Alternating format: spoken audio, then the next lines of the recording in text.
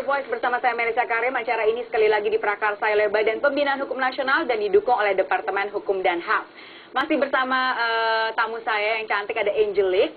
Kali ini juga narasumber kita yang terpercaya ya, narasumber tidak semuanya terpercaya Pak. Ada Profesor Ramli ya, dimana kita bisa berkonsultasi juga nih Jel, mumpung ada Pak Ramli nih. Nih Pak, ini satu fenomena yang sangat menarik di masyarakat tentang banyak laki-laki yang memaksa calon istrinya gitu, bukan memaksa ya Pak, membujuk sepertinya ya. Kalau misalnya orang mau menikah kan mau sama mau ya Pak ya, ya kan Pak? Iya maksa banget ya. Membujuk calon istrinya untuk mau saja menikah siri tanpa perlu menikah secara negara gitu, didaftarkan ke negara Pak. Sebenarnya kenapa ya Pak pernikahan siri itu terjadi pada awalnya? Begini. Jadi saya kira ini adalah salah satu fungsi BPHN itu memberikan pemahaman kepada masyarakat. Yang pertama bahwa soal pernikahan ini kan sebetulnya masalah yang sensitif. Karena dia bertemu antara hukum-hukum agama dengan hukum nasional. Jadi di Undang-Undang 174 itu dikatakan bahwa perkawinan itu sah kalau dilakukan menurut agama dan kepercayaan masing-masing. Tapi itu saja sebetulnya tidak cukup. Karena sah secara agama itu mesti di backup dengan sah secara hukum nasional. Jadi kalau secara agama saja dia kawin dengan siri, dengan di bawah tangan atau apapun namanya, maka dia sudah terlepas dari hal-hal yang perzinahan dan lain-lain. Tetapi ketika kita bicara tentang hukum nasionalnya, itu kan di situ akan muncul hak wanita. Hak seorang istri untuk mendapatkan perlindungan suami. Anak juga mendapatkan hak untuk mendapat alimentasi, mendapat nafkah dari suami, dari ayah, dan lain-lain. Nah ini yang tidak terbackup. Kalau seandainya pernikahan itu tidak di-backup oleh hukum nasional dan cukup di-backup dengan nikah siri. Jadi memang sudah tertulis juga di hukum tahun 74 itu ya Pak. Jadi pernikahan agama dan pernikahan secara nasional gitu.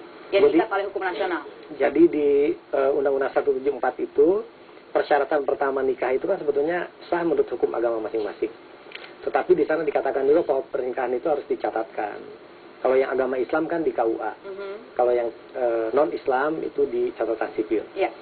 Nah, pencatatan itu akan menimbulkan hak-hak lain yaitu berupa akta nikah. Dan akta nikah itu adalah alat bukti bahwa suami istri mempunyai hak dan kewajiban. Oke, akta nikah ya Pak. Itu kan sebenarnya sangat common ya, atau sangat umum di masyarakat. Waktu itu kamu artinya tidak punya akta nikah? Ada rapot sekolah. Adanya rapot sekolah. Dia benar-benar remaja ingusan ya.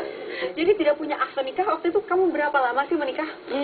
Aku bertahan sampai 5 tahun. 5 tahun? 5 tahun. Selama 5 tahun itu nggak pernah terpikir gitu, kok aku nggak punya akta nikah ya? Jalanin aja deh waktu pasal itu, jalanin aja karena aku kan sambil mendalami agama gitu, karena aku mualaf gitu. Jadi yang aku lebih tekankan di situ adalah rumah tanggaku tuh lebih ke faktor agama gitu. Oke, gitu ya. Tapi sebenarnya akte nikah itu penting ya Pak Ramli ya?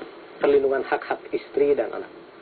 Jadi kalau misalkan istri dalam satu rumah tangga, tapi dia let's say memiliki suami yang tidak memenuhi semua kewajibannya, kalau tanpa akte nikah istrinya tidak bisa menuntut? Menurut Undang-Undang Perkawinan, jangankan istri itu menuntut, tetapi anak pun itu hanya punya hubungan dengan ibunya. Oh, tidak diakui oleh bapaknya juga? Iya, dia hanya akan punya hubungan perdata dengan ibunya. Oh, untuk anak-anak yang lahir dalam di luar perkawinan yang sah secara nasional. Oleh karena itu saya mengimbau masyarakat bahwa pernikahan itu hendaknya diikuti betul semua prosedurnya. Karena ini adalah komitmen hukum ya, komitmen hukum yang harus disebarkan kepada masyarakat. Dengan ini artinya sistem hukum Indonesia itu mengakui perkawinan bawah tangan nggak sih Pak? Sebetulnya secara undang-undang perkawinan tidak. Karena undang-undang perkawinan itu memang memberikan syarat, dia membolehkan mensyaratkan perkawinan itu sesuai dengan agama dan kepercayaannya. Tetapi di pasal-pasal lain disebutkan harus ada pendaftaran, harus ada pencatatan, harus ada buku nikah. Jadi jangan ditafsirkan sepenggal. Dia mesti ditafsirkan secara komprehensif, secara sistematis dalam satu hukum secara utuh. Apabila perkawinan bawah tangan itu sudah terjadi nih, ada pemirsa yang sudah nikah bawah tangan, nikah siri gitu ya, itu ada langkah yang harus diambil sekarang sebelum semuanya terlambat, apa tuh Pak? Ada beberapa cara. Kalau dia ingin dilindungi hak-haknya dan dengan alasan akan bercerai, maka dia bisa meminta itsbat. Itsbat itu pencatatan di KUA, Pengadilan Agama tuh ya. Sehingga dia dikatakan sebagai telah menikah. Tetapi itu untuk alasan cerai biasanya. Jadi setelah cerai itu dia bisa menuntut haknya dan seterusnya. Tetapi ada juga yang bisa dilakukan dengan perkawinan ulang. Perkawinan ulang berdasarkan hukum nasional. Tetapi masalahnya, kalau dia sudah punya anak, anak yang lahir sebelum perkawinan ulang itu tidak dianggap sebagai bagian dari anak dalam perkawinan itu tidak walaupun secara agama. Jadi nanti penyelesaiannya paling-paling, kalau dia harus mengurus waris dan seterusnya, pakailah hukum agamanya.